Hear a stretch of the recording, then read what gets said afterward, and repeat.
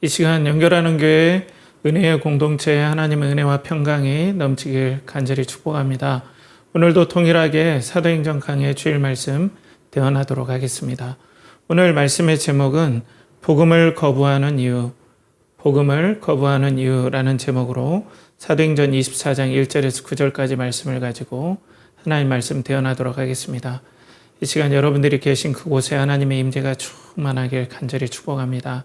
그리고 또 우리가 말씀 앞에 우리가 공동체로서 하나님 말씀을 듣기로 또 우리가 믿고 또 서로 또 믿음으로 화합함으로 이렇게 함께 모였는데 우리가 이 공동체에서 설교된 말씀을 통하여서 하나님의 말씀을 듣고 또 그 하나님 존전 앞에 서는 또 하나님을 진심으로 예배하고 높여드리는 복된 시간이 되길 간절히 바랍니다. 기도하겠습니다. 걸어가신 아버지 하나님, 오늘도 우리는 말씀 앞에 섭니다. 살아계신 아버지 하나님, 부활하신 우리 주 예수 그리스도와 연합하여서 우리는 예수 그리스도의 공로와 그리고 예수 그리스도의 십자가의 보혈을 힘입어 하나님 앞에 나아갑니다. 이 시간 하나님 앞에 그리스도 안에서 말씀을 받기 위해 서 있는 우리 공동체를 기억하여 주시고 또 선포된 설교된 말씀을 통하여서 우리가 그 하나님의 말씀을 듣게 하여 주시옵소서. 아버지 하나님 보시옵소서. 아버지 하나님 겨자씨보다 더 작고 또 아버지 하나님 광야에서 어떤 물길을 기대할 수 없을 정도로 이렇게 황폐한 이 인터넷 신호에 의지해야 되는 우리 연결하는 교회 공동체 이 상황을 불쌍히 여겨주시고 여기서 우리가 믿음으로 하나님 앞에 설 때 하나님께서 그리스도 안에 있는 그 놀라우신 은혜들을 성령님의 역사를 통해서 우리에게 보여주시고 들려주시고 경험할 수 있도록 아버지 하나님 도와주시고 불쌍히 여겨주시며 아버지 은혜를 내려주시옵소서. 이를 간절히 의지합니다. 존귀하신 예수님의 이름으로 기도하옵나이다. 아멘. 자, 우리는 지난주에 연약함을 사용하십니다라는 제목으로 하나님 말씀을 듣게 되었습니다. 사도 바울을 하나님께서 로마에서 그러니까 예루살렘에서 가이사라 로마까지 이송하는 데 있어서 하나님께서 제2 원인을 사용하신다. 하나님께 제1 원인과 제2 원인이 있는데 세상을 섭리하시는 하나님의 직접적인 원인, 하나님 당신과 작정하심, 그것이 제1 원인이라면 만드신 피조물을 통해서 하나님의 섭리를 이루어 가시는 걸 제2 원인이라고 한다. 그래서 이 제2 원인인 로마의 군세제도, 행정, 그리고 사람들의 간교한 마음까지도 섭리하셔서 하나님께서는 그 모든 것들을 사용해서 하나님의 뜻을 이루신다. 그렇기 때문에 우리의 삶 가운데서 하나님의 역사하심을 이루는 데 있어서 우리 연약함도 하나님께서 사용하심을 우리가 바라봐야 된다라고 우리가 보게 되었죠. 자, 오늘 말씀은 드디어 이제 가이사랴 법정에서 사도 바울이 이제 서게 됩니다. 그런데 이제 며칠 있다가 예루살렘에서 이 대제사장과 그리고 유대의 장로들과 그리고 유대의 장로들이 기용한 이 더둘로라는 변호사, 그러니까 바울을 고발하기 위해서 예전에는 공의회에서 그 유대인의 법으로 율법으로 사도 바울의 정죄 심판하려고 했다면 이제는 로마 법정이에요. 그렇기 때문에 로마에게 설득할 수 있는 말을 할 수 있는 변호사를 고용한 것 같아요. 이 사람이 보기에는 흐름상 뭐 어느 나라 사람이다 이런 것들은 나오지 않았지만은 흐름상 보면 유대인인 것 같아요. 유대인인데 이 로마의 법을 공부했던 그런 사람이지 않을까 추측을 해봅니다. 뭐 중요한 건 아니에요. 그렇기 때문에 이 더둘로를 데려와서 이제 이 사도 바울이 왜 죄인인가를 강력하게 로마의 법에 저촉됐다라는 것을 계속 따지고 들어가는 거예요. 자, 오늘 5, 6절 말씀 우리 함께 합독해 보겠습니다. 우리가 보니 이 사람은 전염병 같은 자라 천하에 흩어진 유대인을 다 소유하게 하는 자요 나사렛 이단의 우두머리라. 그가 또 성전을 더럽게 하려 함으로 우리가 잡았사오니. 이 사람이 앞에 이제 뭐 벨릭스요 하면서 모든 어떤 아첨 같은 말들을 하죠. 당신 때문에 우리가 평안을 누리고 정말 당신의 선정이 감사합니다. 뭐 이런 건 한마디로 법정에서 얘기하는 재판장을 향한 형식적인 말일 수도 있어요. 그런 건 이제 제외하고 이제 여기 보면은 이 더둘로라는 변호사가 바울을 이제 고소하기 시작해요. 이 사람은 전염병 같은 자다. 이 사람의 명예를 팍 깎아내리죠. 이게 이제 이 법정인 용어고 이게 보통 많이 쓰는 말이래요. 전염병 같은 사람이다. 쓸모없는 자다. 먼저 한 방 치고 들어가는 거예요. 이 사람은 있어서는 안 될 사람입니다. 그런 뜻이에요. 그러니까 우리로 말하면 이 사람 코로나 같은 사람입니다. 암적인 존재입니다. 이 사람은 흑사병 같은 존재입니다. 이런 뜻인 거죠. 있어서는 안 될 사람입니다. 왜냐하면 천하에 흩어진 유대인을 소유하게 하는 자요. 천하에 흩어진 유대인을 소유하다는 것은 뭐냐면 그들의 마음을 계속 꼬드겨서 반란을 획책하는 자요 라는 뜻이에요. 여기서부터가 이제 사도 바울이 신앙의 문제를, 이 사람은 신앙의 문제가 아니라 사실상은 로마에 대적하는 사람입니다. 그래서 사형시켜야 됩니다. 라는 논조로 자기의 생각을 막 풀어나가는 거예요. 이 사람은 절대 살려두면 안 됩니다. 유대인들을 막 이렇게 꼬드겨서 이 사람이 소요를 일으키려고 합니다. 근데 로마가 가장 싫어하는 게 뭡니까? 반란입니다. 반란. 로마의 통치에 항거하는 반란을 싫어하고 그런 자들은 엄히 사형으로 다스리죠. 그런 자라는 거예요. 죽여야 마땅한 자입니다. 라고 얘기를 하는 거예요. 그리고 난 다음에 뭐냐면 나사렛 이단의 우두머리라. 이 자가 어떤 자냐면 이렇게 소요를 일으키고 로마에 항거하려고 하는 자인데 이 사람이 알고 봤더니 이 사람이 전하는 그 예수 그리스도, 그러니까 나사렛 이단이라는 건 뭐냐면 그냥 이단이란 말은 조금 더 의역해서 번역한 거예요. 그러니까 이 나사렛 분파인 우두머리입니다 라는 그런 뜻이죠. 근데 그걸 안 좋은 뉘앙스로 얘기했기 때문에 이단이라는 표현을 썼어요. 그들이 보기에는 이단처럼 느껴지기도 했겠죠. 그러니까 나사렛 분파입니다. 유대교에 있는. 그런데 이들이 아니 유대의 기존의 유대교와 다르게 그 이단적인 행위를 한 겁니다. 로마에 항거한 겁니다. 그러니까 이 나사렛 분파의 우두머리격인 이 바울은 죽여 마땅합니다. 죽여야 됩니다. 이런 논지로 이제 막 펴가는 거죠. 그리고 또 뭐냐면은 그가 또 성전을 더럽게 하려 함으로 우리가 잡았사오니, 이 이방인의 뜰에서 이제 성전에 유대인의 뜰, 여인의 뜰, 그리고 이방인의 뜰이 있잖아요. 그렇게 구성이 돼 있어요. 근데 이방인들이 유대인만 들어가는 그 구역으로 넘어가면 거기에 여기에 들어오면 죽는다라는 표시가 있어요. 성전에. 그런데 이 사람이 그 이방인을 데리고 성전에 들어왔습니다. 그렇기 때문에 어떻습니까?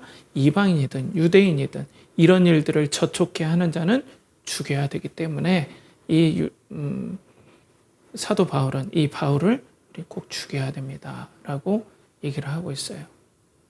그러니까 지금 더둘로 말은 뭐예요? 유대 법으로는 죽일 수가 없어요.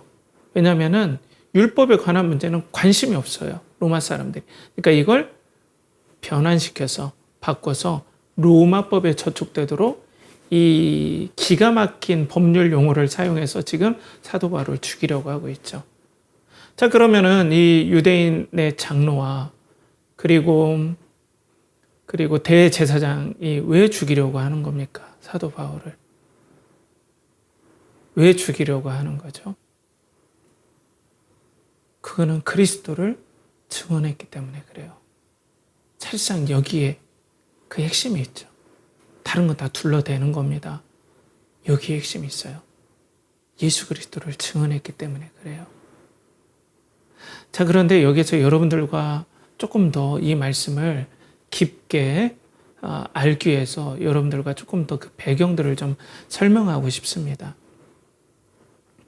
자, 왜 그러냐면은 당시에 이 유대인들은 자기네들이 지금도 바벨론의 포로다라고 생각을 했다고 그래요. 바벨론에서 포로에서 벗어난 지가 몇백 년 전인데 우린 지금도 바벨론의 포로와 같은 상태다. 우린 비참한 상태다. 이렇게 생각을 했다는 거예요. 당시 예수님 당시의 유대인들이. 왜냐하면은 이들은 지금 우리가 뭐 외세 뭐 이렇게 바벨론의 실질적인 포로는 아니지만 몇백 년 전에 바벨론 느부갓네살에 끌려간 그런 이국 땅에서 포로는 아니지만 이 땅을 보십시오. 이 땅을 보면은 로마인들이 이 거룩한 성 예루살렘에 자기네 그 깃발을 꽂아놓고 그리고 자기 황제의 형상을 한 데나리온을 유통시키고 그러니까 부정한 것들이 막 돌아다니니까 이 정결해야 되는 거룩한 성 예루살렘과 이 유대 땅이 부정해졌습니다. 그리고 뭐 로마 군 자체가 성전 옆에 주둔해 있다는 사실이 이 부정한 사람들 돼지고기를 먹고 이 율법적으로 정결하지 못한 사람들이 이 예루살렘과 유대 땅에 있다는 것 자체가 이미 우리는 정상적인 상태가 아니라 바벨론 포로와 같이 비참한 포로의 상태와 같습니다. 그렇기 때문에 우리가 이 하나님의 보호를 받고 하나님의 은혜를 받아서 이 부정한 세력들을 몰아내기 위해서는 우리가 정결해야 되는데 마치 성전에서 정결한 것처럼 우리의 가정, 일반 가정의 삶에서 이 정결함을 온 이스라엘이 유지한다면 하나님께서 개입하셔서 이 악한 로마 군사들을 무찔러 주시고 쫓아내 주시고 드디어 우리가 이 포로 시계와 같은 이 모든 것들을 해방시켜 주신다는 비전이 있었어요. 꿈과 비전이. 자, 그런데 우리 주 예수 그리스도께서 오셔서 어떻게 했습니까? 예수님께서 오셔서 오신과 동시에 죄인과 세리들과 먹고 마셨어요. 그들을 불쌍히 여겨주셨어요. 그러니까 어때요? 거꾸로 부정한 사람들을 거꾸로 계속해서 품어오니까 이들이 보기에는 부정한 것들이 멀리 있어야 우리가 로마에서 해방되고 그리고 정말 평안한 삶, 행복한 삶, 그리고 은혜의 삶들을 누리는데 계속 예수님의 행동을 보면 아니 부정한 사람들을 계속 안으로 끌어당기니까 자신들이 그렇게 바랬던 로마한테 해방이 위협을 받는다라고 느끼는 거예요. 이건 배경적인 지식입니다, 여러분. 그리고 이들은 정결함을 유지함을 통해서 이 안식일에 예를 들어서 안식일에 예수님께서 사람들을 막 고치시는 일들이 많이 나오죠. 그런데 이 유대인들은 안식일에 하나님께서 원하시는 정결함을 지킴으로 우리는 하나님의 사랑을 받고 하나님께서 이 정결을 기뻐 받으심으로 우리들의 원함을 이루어주시고 로마도 쫓아주실 것입니다. 이렇게 생각했는데 그래서 이들이 많은 안식일, 예를 들어서 안식일입니다. 안식일만 해도 39개 금지 조항을 만들었어요. 이걸 아보트 멜라코트라고 해요. 노동의 39개를 규정을 했어요. 그래서 뭐 이삭을 비비면 안 된다. 그리고 웬만히 죽을 병 아니면은 다른 날 고쳐야 된다. 안식일 말고. 이런 것들을 막 했는데 예수님께서 일부러 그걸 막 하시는 거예요. 안식일에 병자를 고쳐주시고. 그러니까 이들은 이렇게 일을 안 하면서 정결함을 유지한다고 하는데 예수님께서 안식일에 병자를 고쳐주시지. 제자들이 그 하지 말라는 이삭 비비는 일을 하지 하니까 점점 이들이 느끼기에는 부정함이 자기네들 공동체로 막 들어오는데 그 선두에서 예수님께서 그걸 하신다라고 그들은 생각을 할 수 있는 배경이 있었다는 거예요. 그런데 예수님은 어떻게 우리들에게 복음을 전했습니까? 너희들이 정말 부정해지는 것은 손을 열심히 씻고 그리고 무슨 일을 하지 않아서 너희들이 정결해지는 게 아니라 오직 이 마음에서부터 부정함, 이 죄로부터의 부정함이 나오기 때문에 이 죄를 정결하게 하는 일이 중요하다. 이 정결케 하는 이가 바로 나다. 나를 통해서 정결하게 되고 나를 통해서 그 정결함을 통해서 하나님 관계가 회복되고 평안을 유지하는 거다. 그리고 나를 통해서 진정으로 하나님과의 관계가 회복돼서 하나님 나라가 이 땅에 임하는 것이다. 그런데 너희들이 원하는 규칙을 세워서 오히려 율법의 울타리를 너무 세워서 율법의 본질에서 벗어나 버렸다. 말씀의 본질에서 벗어났다. 이렇게 하니까 이 바리새인과 그리고 대제사장 그리고 내가 성전된다. 예수님께서 내가 참 성전된다 하니까 또 사두개인들 이 대제사장들이 발끈한 거죠. 나를 통해서 진짜 하나님의 임재를 맛보고 하나님과 만날 수 있다. 그리고 나를 통해서 정결해질 수 있고 죄를 해결받을 수 있다. 라고 하는데 그들은 어때요? 아니야. 우리가 만든 규칙을 통해서 정결해질 수 있어. 이렇게 해서 이렇게 해야만이 우리가 로마에서 벗어나고 진짜 평안을 얻어. 라고 하는데 예수님은 아니야. 내가 참 성전되고 내가 안식일의 주인 되고 내가 구원자다. 라고 하는데 예수님을 딱 보고 그들은 아니라고 본 거예요. 어떻게 예수 그리스도를 통해서 참 성전의 역사들이 일어나고 정결함이 일어난다는 것을 그들은 받아들일 수가 없었던 거예요. 그러니까 이 예수 그리스도를 그래서 예수님을 죽였고 십자가에 못 박아서 그들은 없앴다고 생각했는데 예수님께서 부활하셨죠. 그리고 그 예수님을 또 증언하면서 사도 바울이 이방인에게 복음을 전하면서 진짜 예수 그리스도를 통하여 정결하게 되고 예수 그리스도를 통하여 진짜 참 안식과 평안을 누리게 된다. 이 예수님만이 우리의 생명이다 전하니까 이들이 어때요? 이들이 생각하는 복음과 부딪히는 거죠. 그러니까 분노한 거예요. 이들의 생명 같은 것들을 침범해졌다고 생각하니까 죽이려고 한 거예요. 그래서 어떻게 했습니까? 아시아에 있을 때 여러분 기억하시죠? 에베소에서 유대인들이 작정하여서 하나님 나라의 복음의 도를 비방했죠. 이거는 조직적으로 비방했다는 거죠. 이들이 어때요? 예루살렘에서 사도 바울을 봤죠. 그 아시아에 있었던 에베소 유대인들이. 그러니까 사도 바울은 성전에 저기를 데리고 가지 않았는데 성전에 데려갔다고 하면서 이 폭행이 일어나서 지금 여기까지 온 거 아닙니까?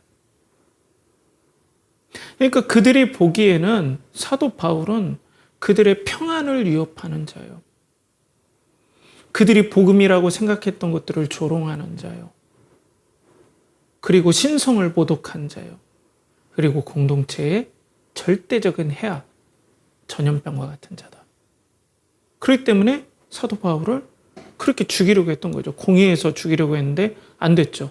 그러니까 암살하려고 했는데 안 됐어요. 그러니까 오늘 어때요? 변호사를 데려와서 로마법으로 죽이려고 하는 거예요.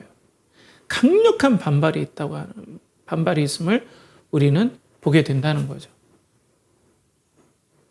그러니까 오늘 이렇게 사도 바울을 로마법까지 잘하는 변호사를 고용해서 어떻게든 둘러대서 이 사도 바울을 죽이려 했던 이유는 사도 바울이 이 그리스도를 증언했기 때문에 그래요.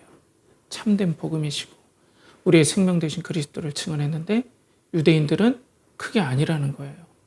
복음은 그게 아니라 우리가 만들고 우리가 제정한 것들을 잘하면 진짜 우리가 해방받고 행복한 날이 온다. 그리고 구원받는다. 생명이 된다. 근데 그게 아니라고 예수 그리스도를 증언하니까 강력하게 부딪히는 거죠.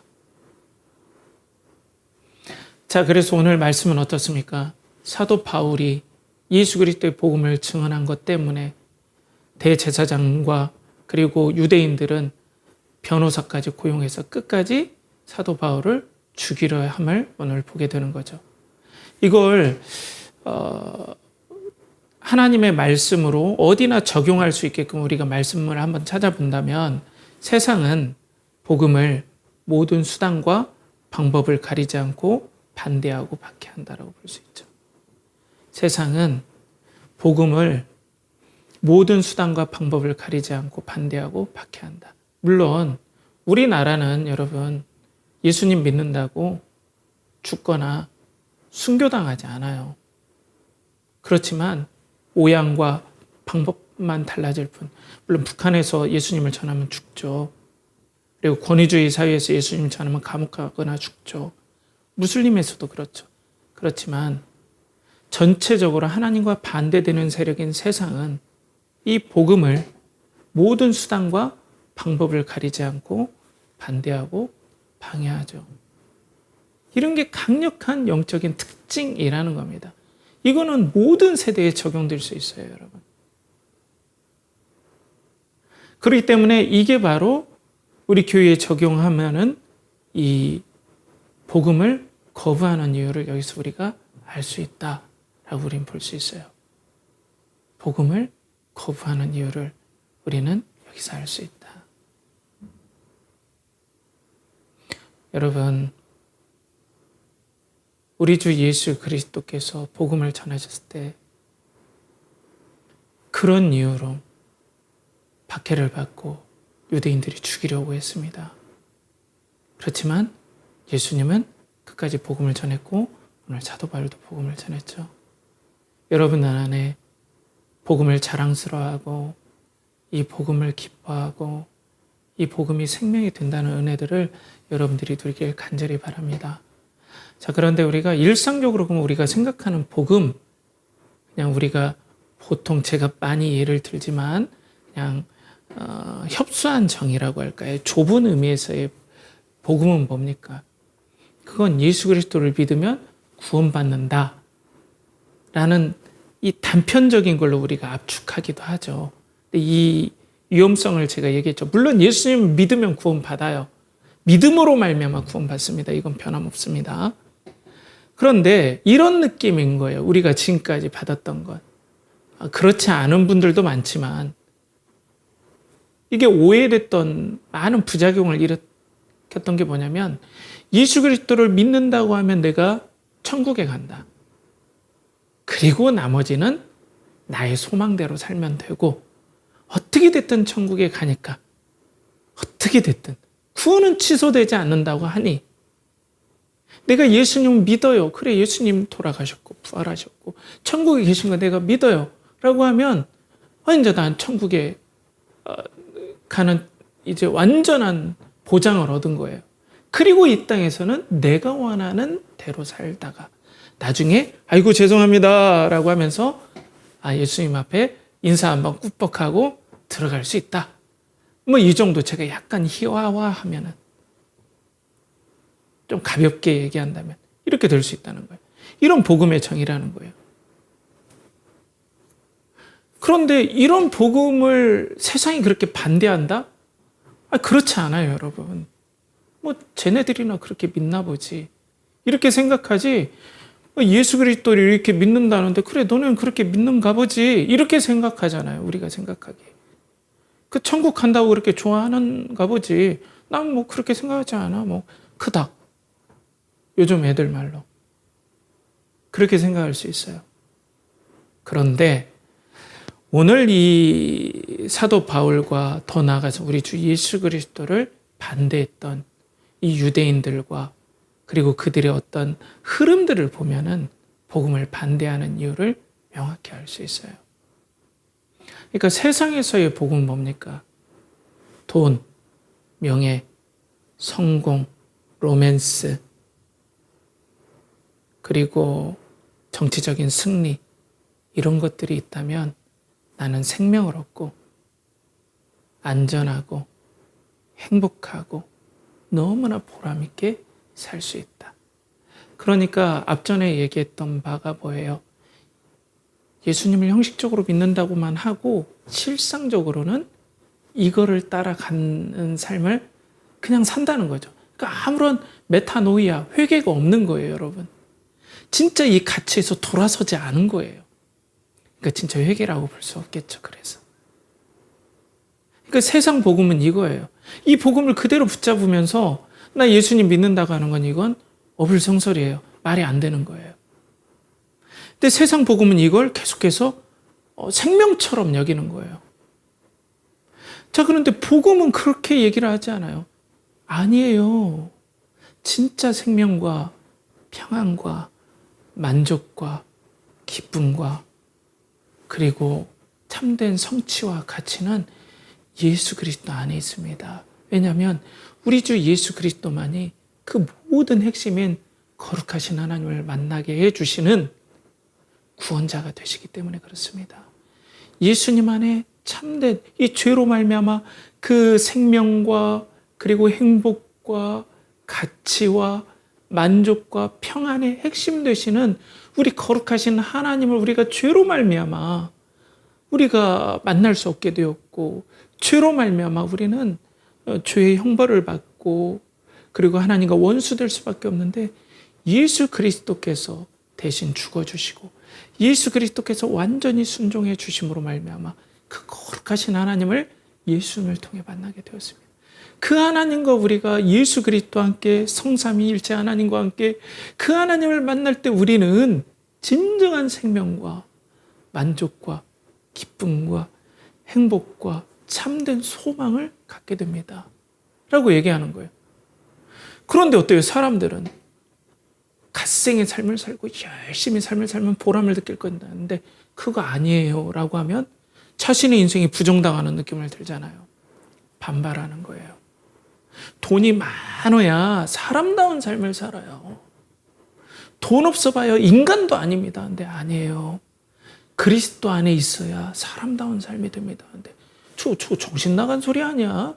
돈이 있어야지. 당신 지금 돈 없어 봐. 사람답게 되나? 세상 물정 모르는구만. 이런 얘기를 할 거란 말이에요. 정말 로맨스가 있어야 내 인생은 행복합니다. 근데 그 로맨스가 아니라 그리스도 안에 진정한 사랑과 애정하심과 그리고 보살핌과 친절하심을 맛볼 때 우리 인생에 진정 정서적인 행복과 보람, 만족, 치유가 있습니다. 근데 아니 진짜 그 로맨스가 없다면 내가 무슨 소망이 있냐. 당신 없는 세상은 안고 없는 찐빵과 같다. 이런 우스갯소리.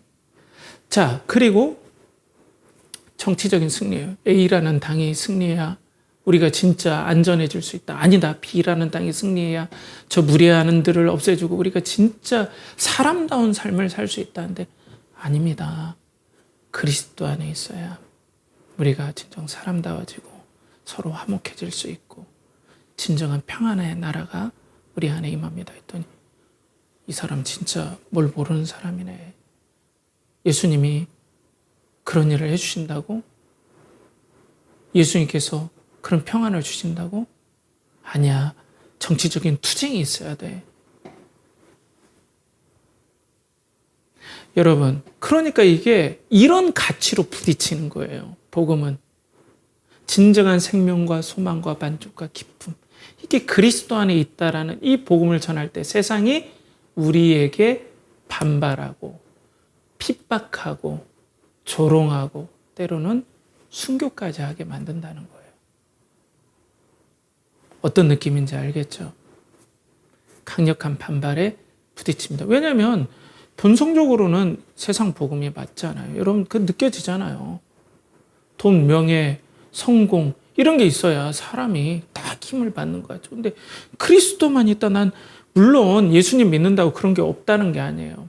예수님을 믿어도 그런 것들을 다 가지고 있어도 만약에 이건 나의 소망이 아니에요. 이건 그냥 맡겨주신 거. 나의 진정한 소망은 예수님이다. 여긴 솔직히 나의 관심은 여기에 진심으로 있습니다. 이렇게 하는 거죠. 다른 거죠.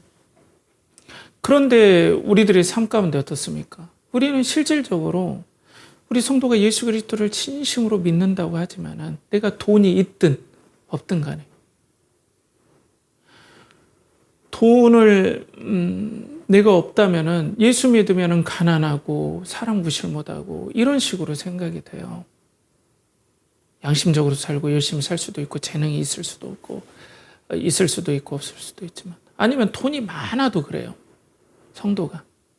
정말 성도가 돈이 많아도 난 여기에 치심하지 않고 예수 그리스도를 바라본다 할 때 엄청난 마음의 갈등과 고통이 있어요. 이것과 또 싸우는 게 엄청난 거예요. 그 유혹과 싸우는 게 엄청난 겁니다.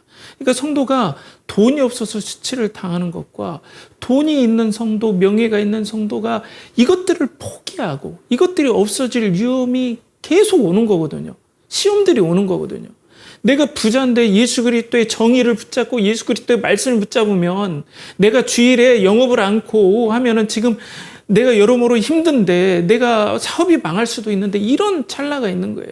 권력이 있는 사람도 마찬가지예요. 내가 예수 그리스도의 말씀대로 진실하게 행하고 정의대로 행하면 내가 다음에 뭐 국회의원 당선 못 될 수도 있고 내가 이 자리를 잃어버릴 수 있다라는 그런 치열한 싸움이 있는 성도들을 압박하기도 하고 때론 그게 없는 성도들은 수치심을 당하는 거예요. 예수 그리스도만으로 저는 만족합니다 하면 저 정신 나간 사람. 이런 고난 가운데 막 성도들이 있으니까 어때요? 있는 성도들도 계속 공격을 받고 위축당하고 없는 성도들도 계속해서 세상에서 핍박을 당하는 형국에 있다는 거예요. 그러니까 고통스럽죠. 계속 모양을 바꾸면서 성도들을 막 압박을 합니다. 그러니까 기도도 마음대로 못하죠. 그죠? 밥 먹을 때 기도하는 것도 신경 쓰이고 양심대로 진실되게 하면 사람들이 우습게 알고요. 우리 사랑하는 성도 여러분, 직장 생활하고 또 믿음으로 삶을 살아가는 성도 여러분, 우리의 온전한 소망은, 우리의 비전과 소망은 우리 주 예수 그리스도 안에 있음을 알고 용기를 내시길 간절히 바랍니다.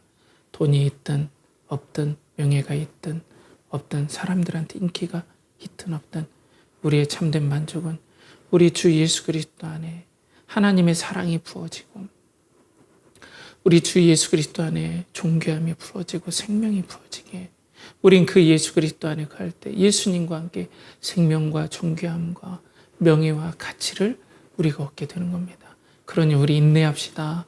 믿음으로 인내합시다. 그리스도가 우리의 생명이 되시고 명예가 되시고 능력이 되시고 참된 가치가 되심을 믿는 믿음으로 우리 계속 예수님을 붙잡읍시다.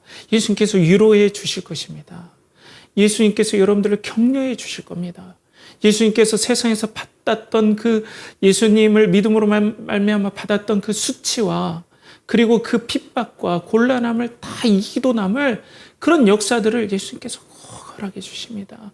위로해 주십니다. 그러니 우리 사랑하는 성도 여러분, 우리가 뒤로 물러나지 않고 더욱더 예수님 우리의 생명과 소망임을 우리가 붙잡고 복음을 자랑스러워하는 은혜가 있길 바랍니다. 다음으로 우리 자녀들이에요. 그러면 믿음이 없는 자녀들은 계속해서 우리는 복음을 통해서 말씀을 듣잖아요. 그런데 자녀들의 마음에는 이게 본능적으로 돈이 있어야 베트남 여행도 가고 미국 여행도 가고 돈이 있어야 친구들한테 인기도 많고 간식도 마음대로 사 먹고 너무나 행복해. 그리고 내가 또 명예가 있어야 되고 사람들이 인기가 많아야 내가 너무나 행복하고 주목을 받고 그렇기 때문에 누가 나한테 뭐라고 안 하면 내가 얼마나 살기가 편해요. 내게 사람들의 존경을 받으면 내가 막 너무 뿌듯하고 행복하고 자랑스럽고 나라는 인생이 너무 가치롭고 이게 자연스럽게 세상 복음에 물들어져 있다고 봐야죠. 그런데 예수 그리스도 안에 있다는 사실이 너무 여러분들에게는 이질감이 느껴질 겁니다. 믿긴 믿어야 천국 간다고 하는데 믿긴 믿어야 되는데 믿어지지가 않는 거예요. 이거 포기하면 내가 뭘 믿고 사나? 예수님 안에 그런 것들이 안 보이는 거예요. 여러분 안에 믿음의 은혜가 있길 바랍니다. 그러니까 힘든 거죠. 안 믿어지니까. 세상이 더 익숙하니까 더 힘든 겁니다. 자, 그런데 우리들에게 저는 이 말씀을 묵상하면서 그렇다면 어떻게 우리들에게 소망이 되나? 뭐 논리적으로 설명을 해주나? 다른 예화를 써주나? 찾아보기도 하지만 여러분, 저는 이거 하나면 끝난다 생각이 들어요. 우리 예수 그리스도는 부활하셨습니다. 할렐루야. 예수 그리스도는 살아계십니다. 그럼 누가 이긴 겁니까? 누구의 말이 진리입니까? 누구의 말이 승리한 겁니까? 그리스도 안에 참 생명과 만족과 가치와 기쁨이 있고 그 안에 우리는 하나님을 만날 수 있습니다.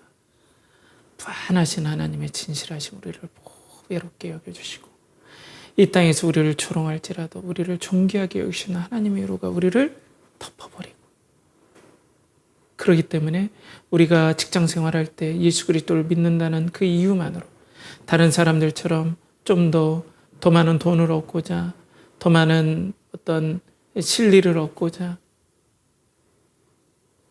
더 좋은 직분으로 올라가고자 꼼수 쓰지 않고 진실하게 예수님을 통해서 하나님 백성된 하나님의 자녀답게 믿음으로 살고 그분이 나의 소망이라고 붙잡을 때 사람들이 조롱할지라도 부활하신 우리 주 예수 그리스도께서 부어주신 성령님으로 말미암아 우리가 예수 안에 있고 예수님의 영광에 참여하고 그 예수님이 부활하신 걸 믿음으로 믿어지는 은혜가 있으면 우리는 소망이 생기는 거예요. 좀만 참자. 좀만 힘을 내자. 좀만 믿음으로 우리가 이 땅에서 인내하자.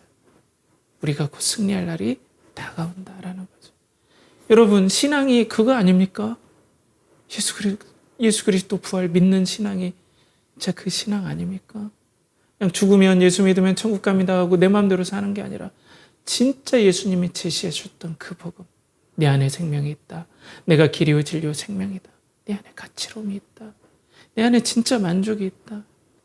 내 안에 진정한 명예가 있다. 나를 소망으로 살아라. 아멘 예수님. 아멘 예수님.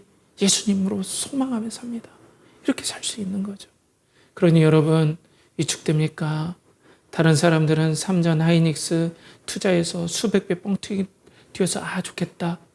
저도 때론 부러울 때가 있어요. 난 아무것도 없거든요. 그런데 우리가 그렇잖아요. 고3 수험생 부모님이 자기 자녀가 고3 수험생이면 어때요? 대학 가는 것이 고3 수험생 부모들의 간절한 소망 아니에요. 그렇지만 삶을 살면서 어때요? 그럼 까먹고 살 수도 있어요. 갑자기 내 아들이 고3 수험생이다. 내 딸이 고3 수험생이다. 까먹을지라도 부모에게는 여전히 소망은 어디에 있어요? 고3 대학 가는 게 있듯이 세상에서도. 성도도 마찬가지예요. 우리의 진정한 소망은 그리스도와 함께 부활에 참여하는 것이요. 하나님과 함께 있는 그 부활의 소망에 참여하는 것이지만 세상에 살다 보면 직장 생활하다 보고 세상에 살다 보면 그게 잊혀질 수는 있지만 우리에게 없어질 건 아니라는 거예요. 부활은 우리들의 간절한 소망이 되는 거예요. 이게 신앙입니다. 이걸 믿는 겁니다. 이걸 믿는 공동체가 예수 그리스도를 믿는 교회 공동체입니다. 그러니 우리 그리스도의 부활을 소망합시다. 예수님 부활하셨습니다. 다음으로 우리 자녀 여러분들은 그러면 얼마나 수고가 많아요. 믿어지지도 않는데 앉아 있어야 되고 때로는 아빠 때문에 앉아 있어야 되고 그렇지만 여러분들을 응원합니다. 그리고 믿음은 들음에서 나며 들음은 그리스도의 말씀으로 말미암았느니라. 하나님께서 여러분들을 택하셔서 이 예배 공동체 안에서 이 복음을 듣게 하신다는 것, 믿음을 일어나게 하고자 하는 하나님의 사랑의 섭리인 줄 믿습니다. 그러니 여러분 예배 자리에 계속 앉아주세요. 우리 공동체 비록 작지만 예수 그리스도의 복음을 진짜 정직하고 진실하게 전하려고 합니다. 그런 교회들이 많지만 우리 교회도 그래요. 복음을 들읍시다. 들음에서 믿음이 납니다. 그리고 여러분 세상의 모든 것들은 다 사망과 함께 없어지지만 우리 주 예수 그리스도의 그 복음, 생명을 주시는 복음, 하나님과의 관계를 회복시켜 주신 복음, 성령을 부어주시는 그 복음, 진정한 가치와 명예와 영광과 영원함이 있는 그 복음은 우리 주 예수 그리스도의 부활로 확정되었고 증명이 되었습니다.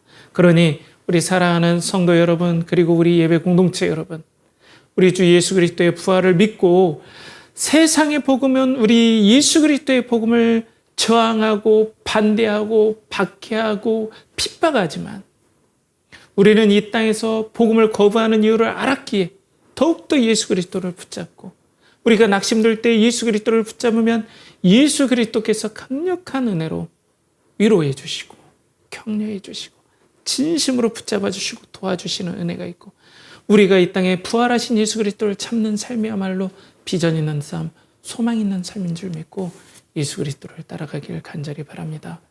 말씀을 정리하겠습니다. 오늘 유대인과 그리고 대제사장들은 더둘러라는 변호사를 고용해서 사실상은 율법의 문제를 가지고 이제는 둘러대서 로마법을 적용시켜서 바울을 죽이려고 했는데 그것이 왜 그러냐면 사실상은 바울은 그들의 비전과 그들의 복음과 그들의 안전을 침해하는 전염병 같은 자라 생각했기 때문에 어떻게 해서든지 죽이려고 했다. 그거는 바울뿐 아니라 우리 주 예수 그리스도를 향해서도 그랬다.